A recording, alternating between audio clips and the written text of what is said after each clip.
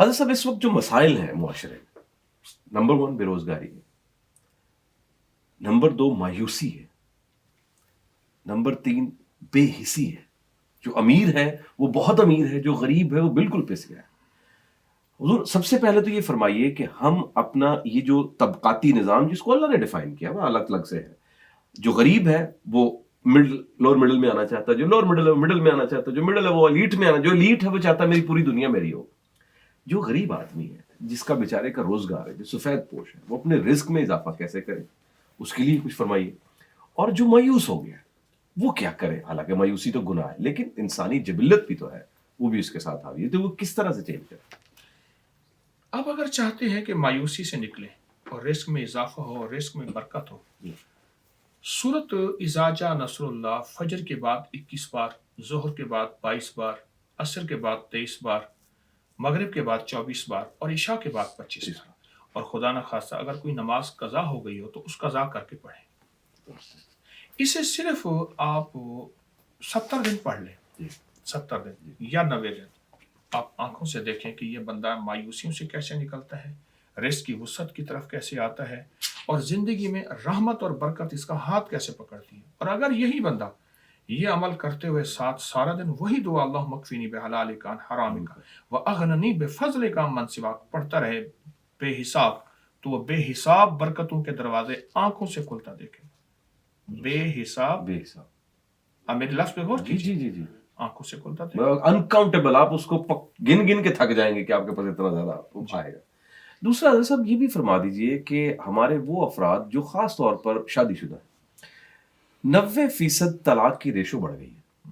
ہم اگر family courts میں جاتے ہیں تو وہاں پر جو پسند کی شادی ہے، حالانکہ حکم تو پسند کی شادی کا ہے کہ اگر خاتون کو پسند ہے اور مرد کو پسند ہے تو اپنے بڑوں کو اکٹھا کریں اور ان کے ذریعے سے، جیسے حضرت خدیجہ رضی اللہ تعالیٰ عنہ کا معاملہ ہوا حضور اکرم صلی اللہ علیہ وسلم کے معاملے میں، پسند کی شادی میں 90% سر طلاق ہو رہی ہے۔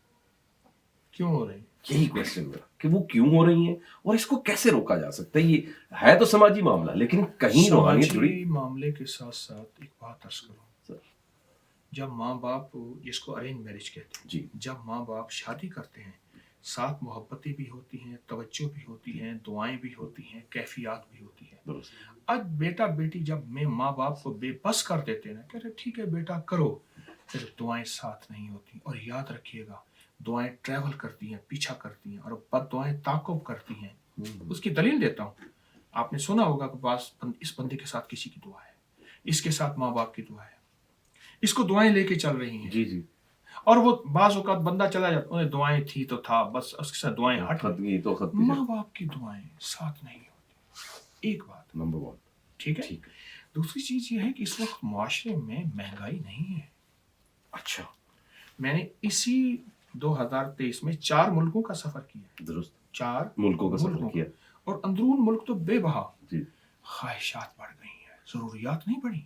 خواہشات بڑھ گئی، ہاں، واہ واہ واہ، ضروریات بھی بڑھی، خواہشات نہیں۔ بڑھ گئی۔ اس نے اتنے لاکھ ہزار کا سوٹ پہنا تو میں نے اتنا پہنا ہے، اس نے اتنا پہننا تو میں نے یہ کرنا ہے، اس نے یوں کرنا تو میں نے یوں کرنا ہے۔ کوئی ایک مجھے بندہ دکھا دے جس کے پیٹ پہ پتھر باندھا ہوا ہو؟ نہیں، آپ اس معاشرے کا سب سے غریب بندہ دکھا دیں۔ نہیں ہے سب، اس کو درست۔ خواہشات بڑھ رہی ہیں، خواہشات کی حد نہیں، ضروریات کی حد ہے۔ تو خواہشات کو کنٹرول کیا جا سکتا ہے؟ 100%۔ آقا نے فرمایا اپنے صحابی حضرت ابو ذر پہ، اے ابو ذر اپنے سے کم تر پہ نظر رکھ، اللہ کی نعمتوں کا شکر ادا ہوگا۔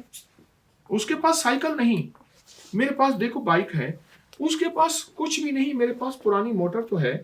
جب تک اپنے سے کم تر پہ نظر نہیں ہوگا، جب اوپر والے کو دیکھیں گے نری ناشکری ہوگی، ایک ناشکری ہوگی، ایک اور نقصان ہوگا، مالدار لوگوں کے لیے حسد اور کینہ اور بغض کی کیفیت پیدا ہوگی، اور پھر ان سے چھین لو، اور چھین میرا حق ہے، پھر ڈاکے اور اسٹریٹ کرائم اور یہ چیزیں پیدا ہوں گی۔